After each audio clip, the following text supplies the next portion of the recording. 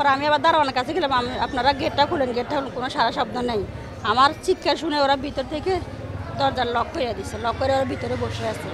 আমি একবার এখানে আসে আমার হাজব্যান্ডের চিৎকার শুনে আবার দারোয়ানের কাছে যাই, আবার ওনাদের ওয়াশরুমে, ওখানে ওনারা রান্নাঘর, আমি বলছিলাম ওখানে কোনো রান্নাঘর আছে কিনা, ওখানে গিয়েছি।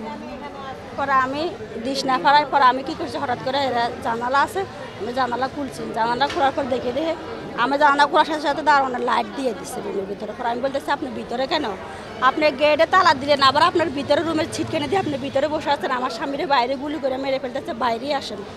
আমি আবার গেট ফিরেতেছি, পরে হেয়ার পোলা কী করছে, গেট খুলছে, গেট খুললে হেয়ার পোলা আগে বের হচ্ছে বড়টা, আমি ওরা ধাক্কা দিয়ে পালাই, আমি দারোয়ানের ভিতর থেকে হাত ধরে টাইনা বাইরে নিয়ে আসছি।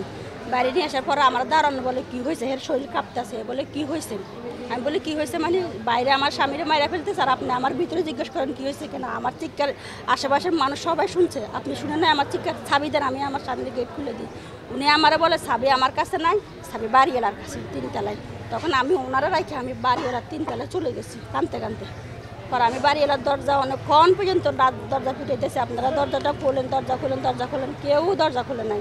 পাশে একটা বারাটিয়া একটুখানি দরজাটা ফাঁক করে আমার বলতেছে কী হয়েছে, মানে ওনার মুখটা বরাবর। আমি বলতেছি ভাবি আমার জামাইরে বাইরে গুলি করে মেরে ফেলতেছে, কেউ আসতেছে না, আমারে কেউ একটু সাহায্য করেন, সাহায্য। এ কথা বলার আগে উনি গেটটা বন্ধ করে দিচ্ছে, ওনার মুখের উপর আমার গেটটা বন্ধ করে দিচ্ছে। পরে আমি আবার বাড়িওয়ালার দরজার সামনে, না না অন্য বারাটিয়া, অন্য পাশের বারাটিয়া।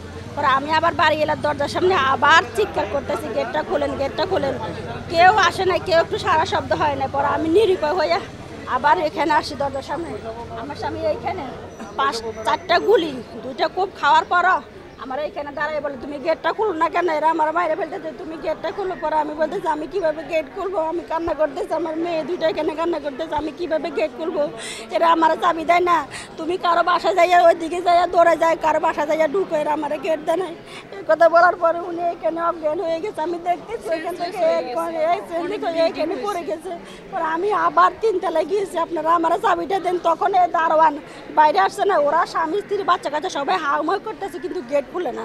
পরে আমি আবার 3 তলায় গিয়েছি, 3 তলায় যাওয়ার পরে আবার বাড়ির ডাক দিছি, কেউ আসে নাই। পরে আমি নিরুপায় হয়ে, আমি তো দেখছি উনি এইখানে অজ্ঞান হয়ে পড়ে গেছে, আমি নিরুপায় হয়ে এইখানে সেজদাত পড়ে রয়েছি, আমি বলছি আল্লাহ এখানে আমার কেউ নাই, তুমি আমার রক্ষা করো। পরে আমি কিছুক্ষণ সেজে থেকে উঠে এসে দেখি গেট খোলা, আমার জামাই কে জানি হাসপাতালে নিয়ে গেছে, আমি বাইরে এসে ওরে খুঁজি, ওনারা হাসপাতালে নেওয়ার পরে ওনারা গেট খুলছে। ওর চাবি ওর পকেটে ছিল। সাংবাদিক র্যাব যখন আসছিল তখন ওর সাথে সাথে আমার বলে এই সরো বলে চাবিটা পকেট থেকে বাইর করে তখন তালা খুলছে। আমি তখন জিজ্ঞাসা করলাম কি রে এখন চাবি কোত্থেকে আসলো, তখন আমার মেয়ে ওরা একটা চটকনা দিয়েছে, চটকনা দিয়ে বলে তুই এখন চাবি কোত্থেকে বের করিস, আমার মা যে এত আদারি করছে, আমরা যে এত চিৎকার করছি, আমার আব্বুর মাল নিয়ে গেছে, তুই যদি আমাদের গেটটা খুলে দিতে হতো আমার আব্বু এরকম আহত হতো না, ওরা আমরা ভিতরে নিয়ে আসতাম। জানালা দিয়ে দিতে পারছে। দারোয়ানের কাছে চাবি ছিল, জি, কিন্তু চাবি দেয়নি। না চাবি হচ্ছে 2টা থেকে, একটা হচ্ছে বাড়িওয়ালা ম্যানেজারের কাছে থাকে, আরেকটা হচ্ছে দারোয়ানের কাছে থাকে। না প্রতিদিন ওনারা ভালো জানো, কারণ প্রতিদিন তো আমরা এখানে আসছি 3 বছর, আপনার 11:30টার আগে কোনোদিনও গেট লাগাই না। আমার স্বামী ব্যবসায়ী, উনি আস্তে আস্তে 11টা 10 বছর প্রতিদিন, কিন্তু 10:30 বন্ধ করছে, কিন্তু উনি 10:30 কালকে গেটটা বন্ধ করে দিচ্ছে। না ওনার অবস্থা ভালো না, লাইফ সাপোর্ট আছে, উনি মুমূর্ষ অবস্থা আছে।